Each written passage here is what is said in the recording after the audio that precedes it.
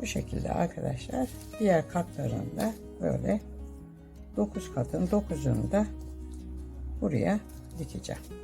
Bu şekilde. Sonra önle birleştirip çantayı tamamlayacağım.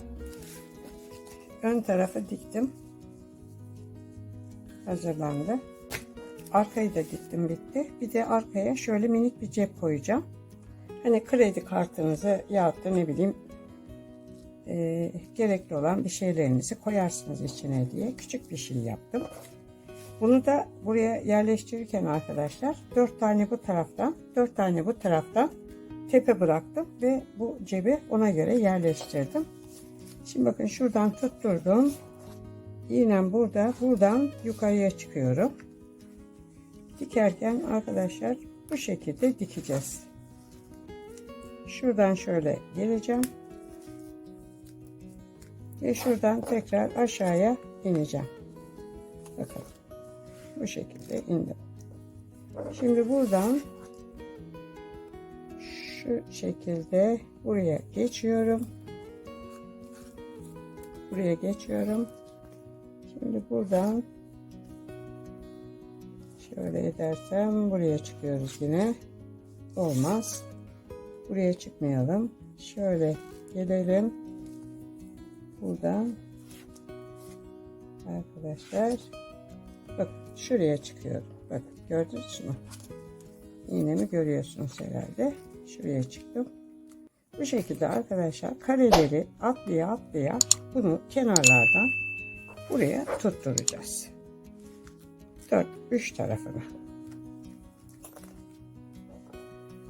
Bu cebi de diktikten sonra arkadaşlar kenarlarını dikeceğim ve çantam bitecek.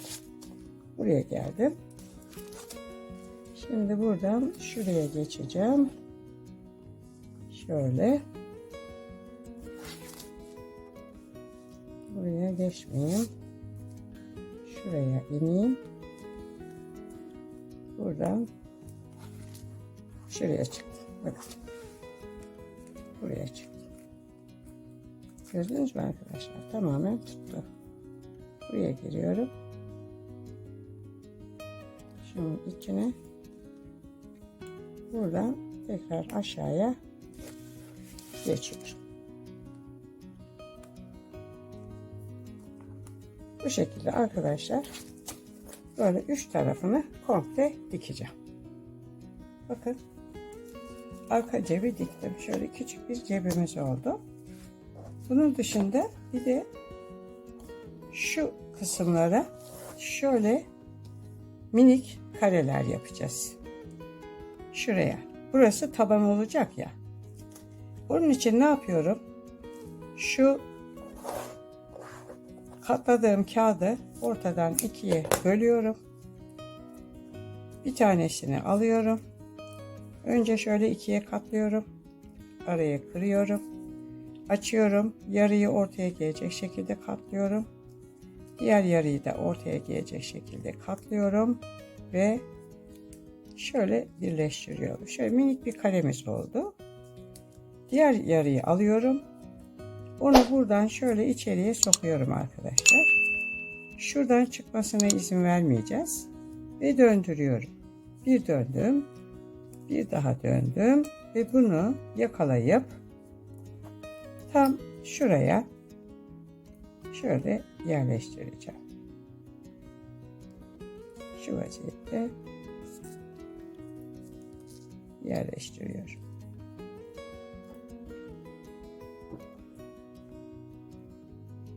Bunların hepsinin arkadaşlar resimlerini çekeceğim ve videomun içinde paylaşacağım.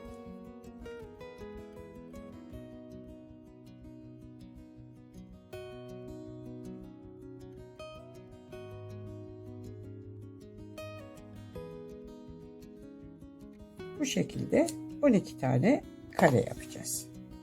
Sonra arkadaşlar bu kareleri tek tek şu aralara şu şekilde dikeceğiz. Şuradan itibaren başlayacağım ve bu şekilde buralara dikeceğiz.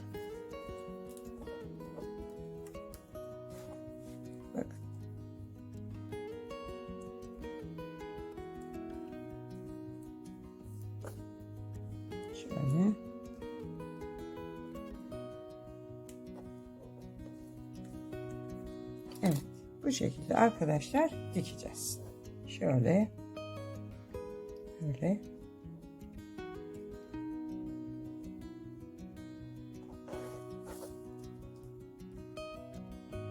Böyle bir dikeceğiz arkadaşlar. Sonra bunun üstüne şu şekilde getirip böyle birleştireceğiz. Ön ve arka çantam hazır olmuş olacak. Çantanın ön tarafını ve arka tarafını diktim. Hem tabanı oluşturacağız hem de çantayı bitirmiş olacağız. Bakın şöyle baş kısımlarını şu şekilde birbiriyle tutturuyorum. Bakın tepeler hep birbirine denk geliyor. Dikkat ettiniz mi? Şimdi iğnem buradan şöyle aşağıya iniyorum. Bunda arkadaşlar körük yok. Taban yok. Sadece kenarlarını bu şekilde üçgen olarak, tepe olarak birleştiriyorum kenarları. Değişik olsun bu sefer de. Şöyle sıkalım burayı.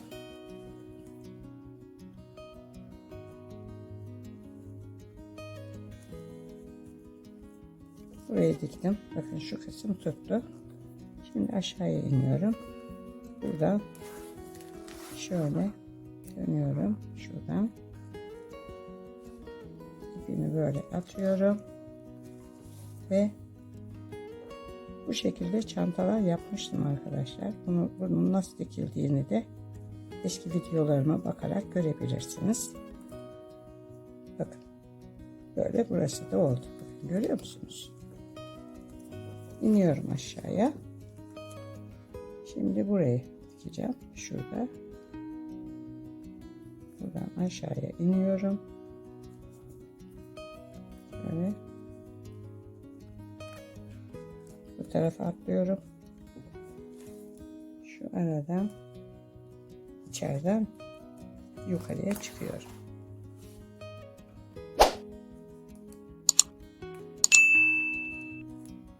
Şu şekilde arkadaşlar yukarıya çıkıyorum. Yine bu tarafa geçiyorum. Bu şekilde arkadaşlar burayı komple dikeceğim. Sonra döneceğim. Burayı dikeceğim. Kilit sistemini ayarladıktan sonra çantamız bitmiş olacak. Taban da bu şekilde kendinden dönmüş bir çanta olacak. Arkadaşlar bakın. Çantayı bitirdim. Şöyle şu kenarlarına, şu iki ucuna halka diktim. Araya sıkıştırdım şu karelerin arasına. Ve hazır böyle ayarlanabilir bir çanta sapı yaptım. Şununla boyunu istediğimiz gibi ayarlayabiliriz. Genişletip daraltacak şekilde. İcabında bu çantayı sırtımıza da atabiliriz. Veya çapraz da takabiliriz. Bu şekilde ayarladım. Mıknatıslı kilit yaptım. Bakın arkadaşlar şu şekilde arka tarafına şöyle minik bir cep koydum. Ve mıknatıslı kilitle ağız kısmını da kapattım. Şimdi arkadaşlar bakın mıknatıslı kilit bu şekilde. Bunu da ben size nasıl yaptığımı göstereceğim. Önce bunu size katlarını açarak nasıl yapıldığını gösterdim ama bunu ben daha pratik bir şekilde yapmayı tespit ettim bugün ve onu da size göstereceğim. Bu şekilde şöyle kapatıyoruz ve çantam bitmiş oluyor. Bakın bu şekilde. Evet arkadaşlar, çantamın yapımı burada sona erdi. Videomu beğenmeyi, kanalıma abone olmayı unutmazsanız mutlu olurum. Bundan sonraki videolarda görüşmek üzere. Hoşça kalın.